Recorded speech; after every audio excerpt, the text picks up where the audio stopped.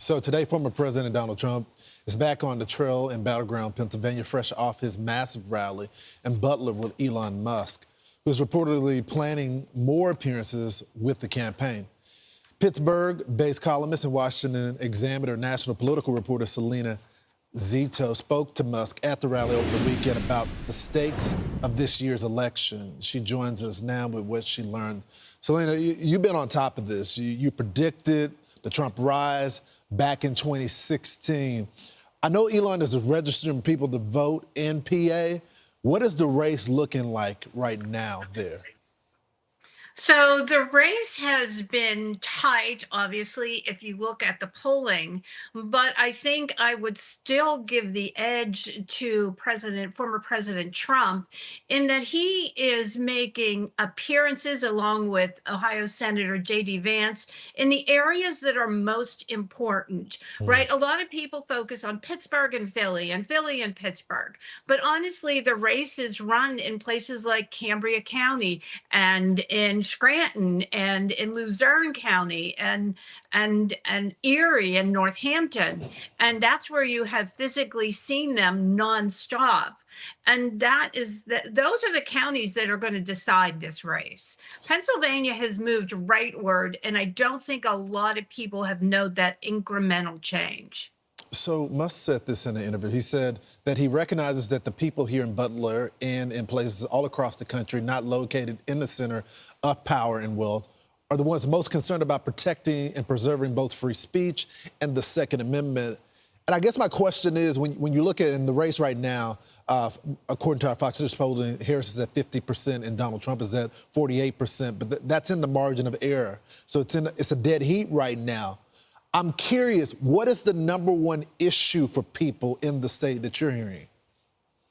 Oh, it's the economy. It really is the economy. Costs have never gone down.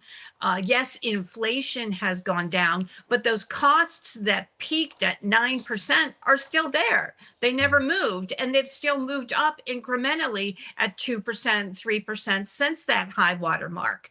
And voters are feeling that pinch, not just with their groceries, not just with gas, although that's gone down a little bit, but also insurance costs and costs to build things, improve their homes. You know, everything is sort of at a standstill, and people are making choices they didn't think they'd have to expect to make because of how their pocketbook is being pinched. So, Salena, they're bringing out former President Barack Obama. Everyone knows he's a good speaker. He is smooth, but he is not on the ticket. He's going to be campaigning in Pittsburgh. Does he play a role? Is that any impact on voters in the state of Pennsylvania?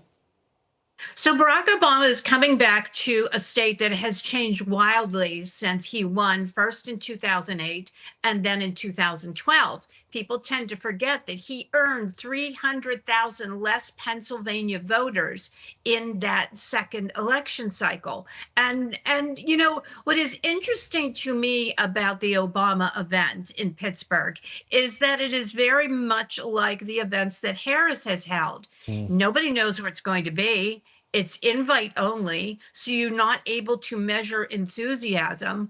And so I think a surrogate is good, Obama is good, but who's going to see him? Who's going to get excited about it? What vote is going to change? Yeah, it's interesting because he was so great at community organizing, and it looks like this campaign is really not focused on that. So it's going to be interesting to see Election Day, how it all plays out. Salena, you predict a lot of the stuff.